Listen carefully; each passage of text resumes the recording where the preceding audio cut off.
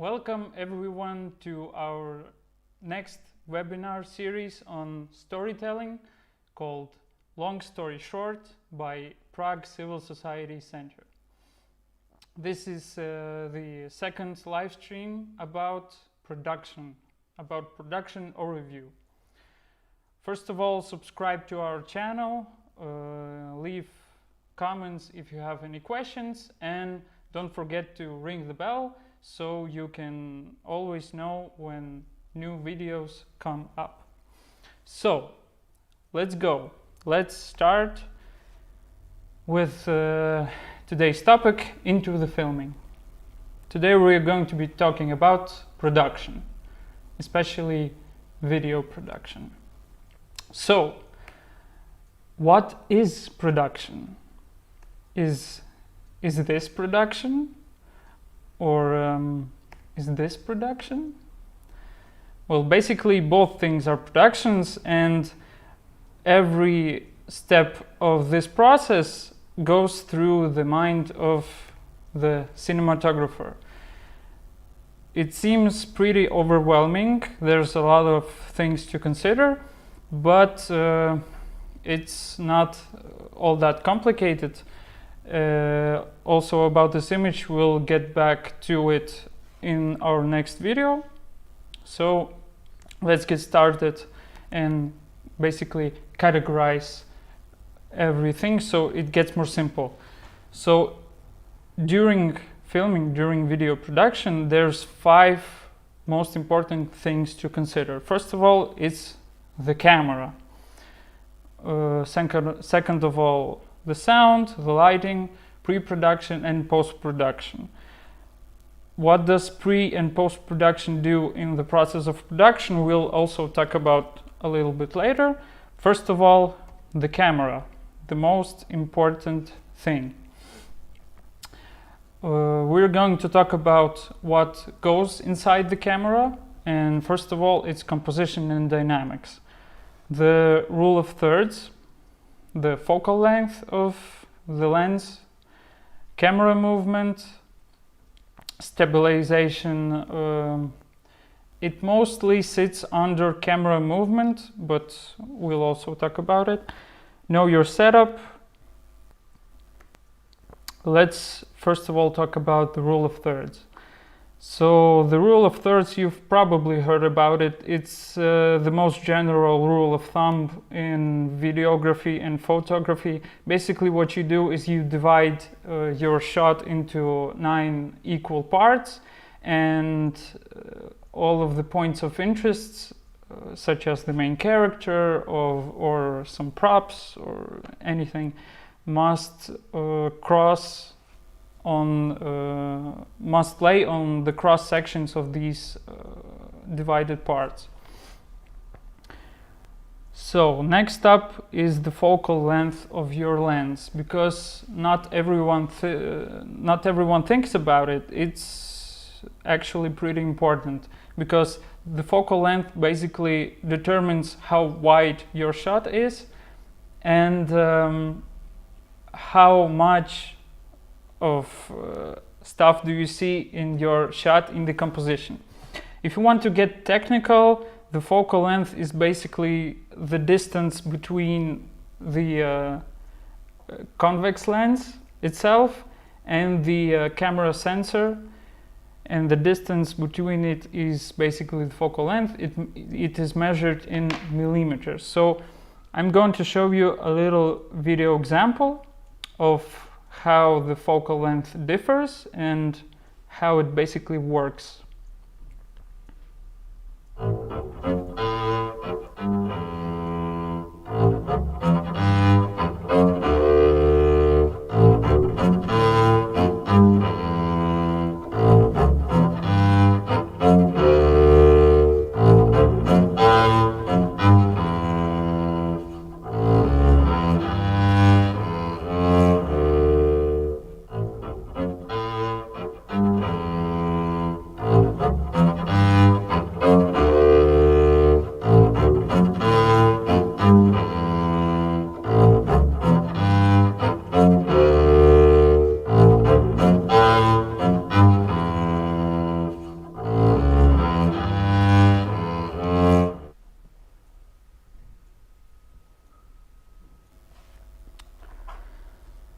So also you can see on the images in this slide, the top one is Leonardo DiCaprio from Django Unchained. The focal length of this shot is approximately between 200 and 400 millimeters. It's very, concentrated shot of the subject's face. And the bottom one is a screenshot from the movie Hardcore Henry. It was shot on the GoPro action cam, and as you can see, the composition of the shot is very white. You can see a lot of stuff going on in the shot. Next up is camera movement and stabilization. So you can actually tell a lot of things depending on how your camera is moving during filming, during the making of the shot. It can be a tilt shot from the bottom to up. It can be a push-in shot when you focus on your main subject, on your main actor. It can show different emotions of the actor, different, complex stuff that's going on in his head.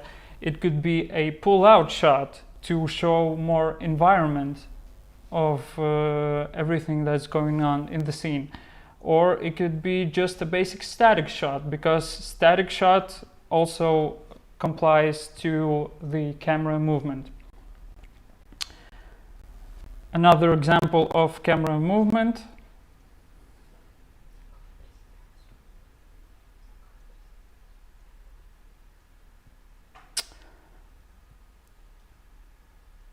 Another example of camera movement is listed in this screenshot. And we're going to move on about knowing your setup. You can call your setup with a nifty little word called rig. If you want to sound more professional, you can use this word. But basically, the thing is that your rig depends on what style of shooting are you working with. If it's a documentary, the main point of shooting a documentary is capturing the moment of what is going on during filming. You can't control the environment, you cannot control the lighting.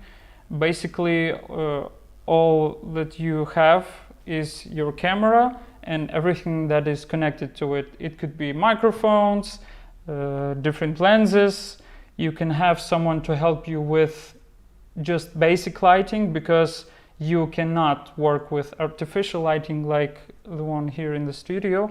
You can only work with natural lighting. Next up is shooting a B-roll. B-roll is also a pretty vague description of a style of shooting, because it can be like in the studio and just like in the natural environment.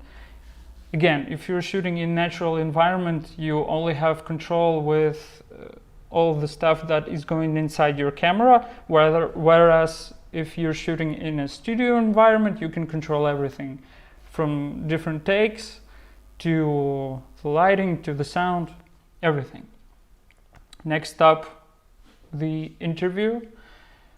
Interview is kind of a mashup of studio work and documentary work, because you can control the environment that the subject is located, but you cannot control what the interviewer is saying, because it's an interview. You're not working by the script. And next up, POV. POV is basically a point of view video. It also depends on whether it's studio work or environmental work. But And the next one is live stream. Live stream is a whole different concept. It's a whole different topic. Basically what we are doing here now is a live stream, and it requires a lot of preparation, a lot of studio work, and the main accent goes into all of these things. So next up, always remember about your camera settings. The most basic ones, you may know about them, you may not, but even if you're a professional video maker that works for a lot of years, you always have to check upon these parameters because you never know when something goes wrong with them. So the basic ones, we'll just quickly go through them so we don't get very confused. So first of all, exposure. It is controlled by the aperture inside the lens. So it's basically an opening of a lens's diaphragm through which the light passes. Depending on how widely opened your aperture is, it controls the amount of light that goes in. And also it controls the amount of focus that you have in your lens, because if you have a very widely open aperture, you can have less things going into your focus, whereas if you have almost completely closed aperture, you'll have everything in the range of focus. Similarly, the human's eye works. If you just try to tightly close it, you will be able to see more details, whereas if you have widely opened them. So next up, shutter speed. Shutter speed is basically a movement of the time of the shutter. Of the time of the shutter is open. It is shown in seconds of fractions of a second. For example, 1 over 250, 1 over 50. The main thing is your shutter speed will always depend on the frame rate that you are shooting at. For example, if you are shooting in 60 FPS, then it's basically a rule of thumb. Then your shutter speed will be 1 over the double of the frame rate. So if we have the frame rate of 60, the shutter speed will be 120. It applies to mostly all of the shutter speed. Next up, the frame rate. We've already talked about it. It's frames per second, or FPS. So it's basically, the video is not a moving picture, basically. It's a lot of static images shown per second. So basically, if we are shooting 60 FPS, we have 60 images per 1 second. Next up is white balance. White balance, as the name suggests, is the balance of the white color in your shot. It displays the color temperature of your image. Next up is focus. Focus refers to the sharpness of your subject, of the image overall. And the sound. In this case, we're talking about the sound that goes into the camera, not about the overall sound that we can record during filming, during production. So, next up is a phone setup, because not all of us can afford cameras, and we're living in the 21st century. The phones are pretty good for making small films, for making any kind of content, video content. So when you are filming on your phone, basically you don't have to worry about most of the settings, because most phones have auto exposure, auto focus, or tap to focus. And you don't have to worry about shutter speed, about ISO, and but in some cases that's not actually pretty good, because you have a lot of stuff that you cannot control. So next up is the sound. The same thing as with the camera. You need to know your setup.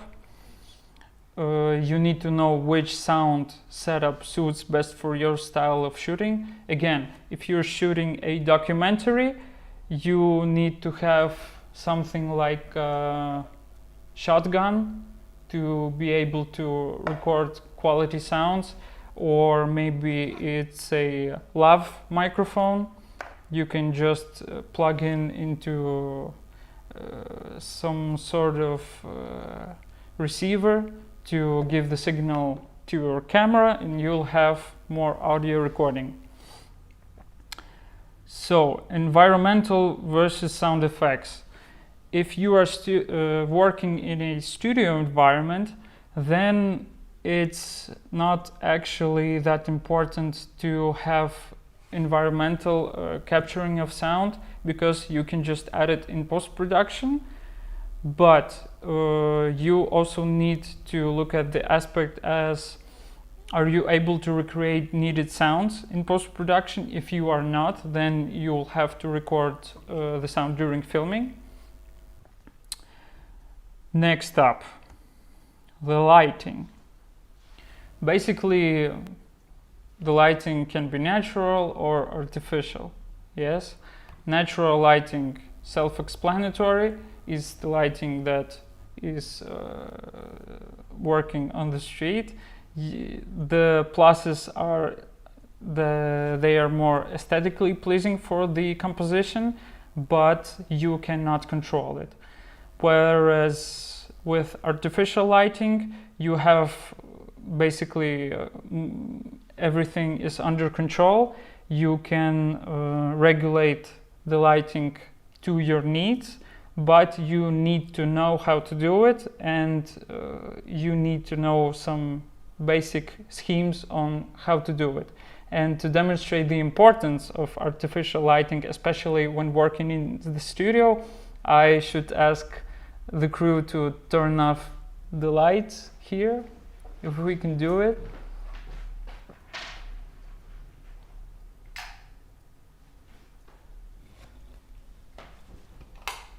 So, as you can see, the natural lighting of the window that is in front of me is basically not enough. We need, if we are working in a studio environment, we need a more serious setup.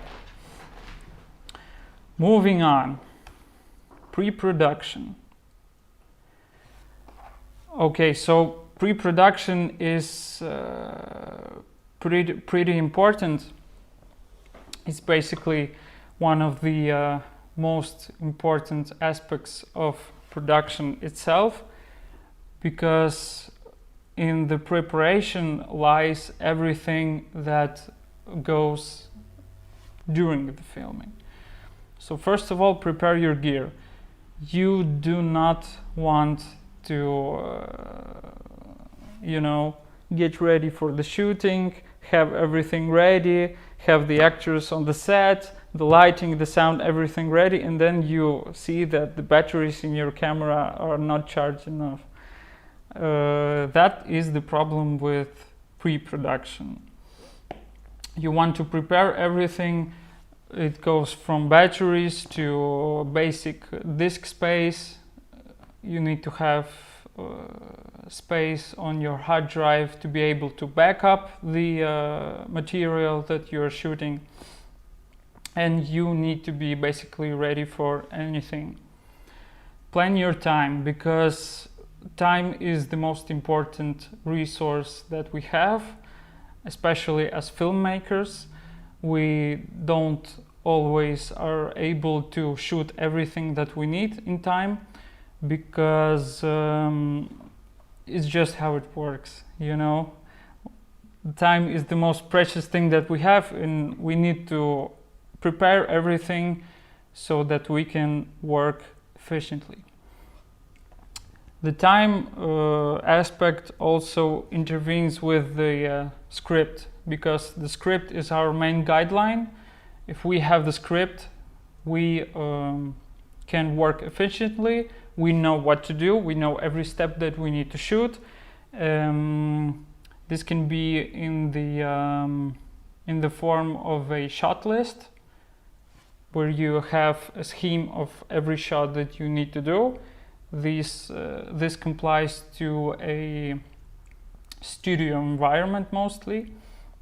In a documentary shooting, I don't think that you will have some sort of shot list, because your main goal is to capture what's going on in real time, in the moment that is happening right now. But even in the scenario of a documentary, you still need to know what do you need to film and what do you need to capture. Team is the key to efficiency. So basically, if you are shooting, again, a documentary, or if it's a promo video for some sort of corporate firm, it's mostly a one-man job, and all of the team is basically you. You need to have a microphone to record sound. You need to have good lenses to have good lighting inside your camera. You need, again, charged batteries and enough disk space on your hard drives or SD cards. So in the world of documenting, in the world of capturing the moment, it's basically a one-man job. You need to be a one-man band. But if you are working in a studio, team is the key, because you can determine different roles to different people. The sound engineer works only with the sound, the lighting engineer does all the work with the lighting, and you as a filmmaker only have to think about everything that goes inside the camera. The more people are working on the project, the less things you have to think about as the leader of the project. But it gets a little bit more complicated in terms of management of all these things. But again, there's always a person for that type of work. So, next up, post-production. Post-production is also a key feature. It comes after production, but you need to think about it ahead. For example, editing during filming.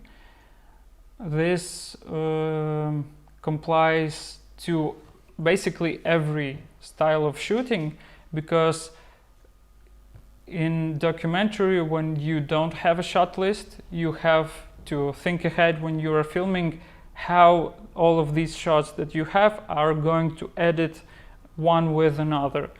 Whereas if you are shooting in studio, you may have a shot list, but there is always going to be some flaws that you can find inside it. You may come up with new different ideas for the different shots that you might just add up. And consider this, there's always going to be something that goes not by the plan. You need to be able to adapt, you need to be able to overcome and improvise in different situations. This goes not only in post-production, but basically in all of the processes. During pre-production, you may not charge enough batteries on some, or some of them might break. During production, one of the actors might get sick, and during post-production you may find out that there is not enough shots for your project, and you need to somehow overcome this problem. So basically, this rule of adapt, overcome, and improvise, it applies to every aspect of the production process. Next up, the movie is written 3 times: in the screenplay, in production, and in the edit. This applies not only to a basic script or the shot list. This applies also to everything, every aspect of the production. Because, again, you never know what is going to get wrong, and the bigger the project is, the more chances are that something is going to get wrong. If it's a one-man job, everything lies on you. If it's a big project for, I don't know, 20, 30 people, there's always going to be something, and you need to be ready for it. And the phrase, we'll fix it in post. Okay, the chances are you may fix it in post, but it is not an attitude to work with during the production process. It's basically a meme phrase among the filmmakers, but chances are there are going to be a lot of things that you're going to need to fix in post. But if you think about it too early, you may just, I don't know, make the wrong decisions that are not going to end well.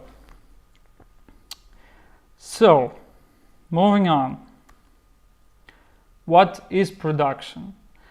Because we've talked about a lot of different aspects, but we haven't touched about the topic on what basically production itself is.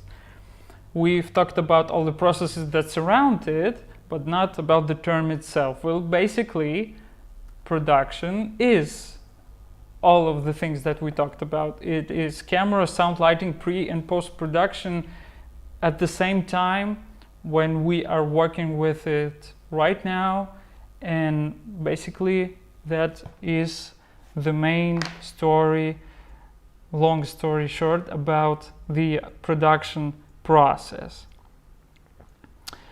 So we can get back to the mind of the cinematographer, personal cinematic style.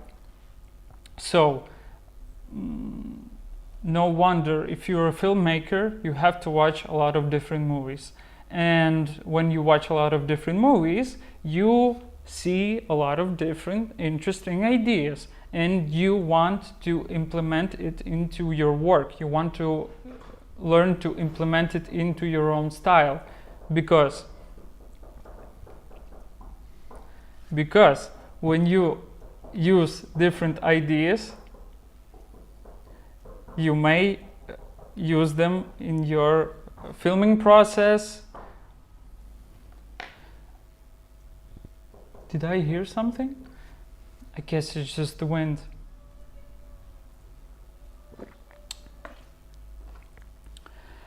Okay, so let's move on. Don't be afraid to use different ideas in your filming, because basically the ideas that you borrow from someone else, that is the main thing that determines your filming style. Next, what can we talk about? We've touched the topic about the depth of field. Depth of field, it's basically what's behind me right now, but not the props, not the lighting behind me. It's the distance behind your main subject and the background. That creates a depth of field that is very important to have in your composition, because it adds more value to it. It adds more detail to it, and it's not very flat when you look at the shot. Because if you don't have the depth of field, it's not that good in terms of composition. Next, aesthetic sense, for example. That basically complies to the to having your own style, and that's also important. Next up, there's this aspect called the 180 rule. The 180 rule is basically the rule of the shutter speed, that your shutter speed depends on what frame rate you are shooting in. Next up, color temperature is the warmth of the lighting that is set up in the studio, because you can have more cold types of lighting, you can have only one source of lighting, you can have it more warm, more cold, different combination, and you need to always check upon these things to know what better suits for the shot. Next up, speed of the panning and tilting. This is this complies to the theme of camera movement. We've already talked about it very vaguely, but basically the thing is the speed of the camera movement is the same instrument as the movement itself, because if you push into the subject too fast, it's not going to be a simple push in to the actor or the subject. It's going to be a crash zoom, as you can call it. It makes a more dramatic feel, even sometimes can create a comedic feel. Whereas if you do it slowly, it can build up suspense, it can make more unease to the viewer. So keep that in mind. The speed of camera movement is as important as the camera movement itself. Light variation, we've already talked about it. Different types of light, different schemes of lighting, different color temperatures, and different intensities of the color temperature.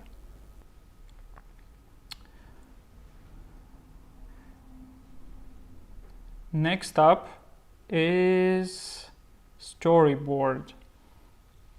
Storyboard is the part of the script, is pretty important if you are shooting in a studio environment, as I told before, and it's basically your main guideline as a filmmaker, as the one who works with the camera. If you are working in a team, I would like to show some video examples, but I think that in the next video is going to be more relevant, since we are going to talk about the same topics as before. Yes, the camera, the sound, the lighting, pre and post-production, but more in detail, more in depth, more, I don't know, maybe there's going to be some life hacks, maybe there's going to be some examples from life. We're going to find out. So don't forget to subscribe, don't forget to ring the bell so that you will get notified when the new video is going to come up. And don't be afraid to add comments, ask questions, so that we will be able to answer them as quick as possible.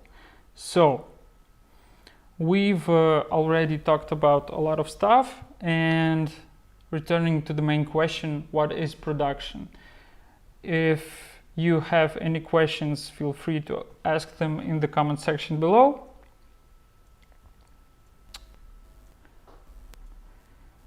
Next up,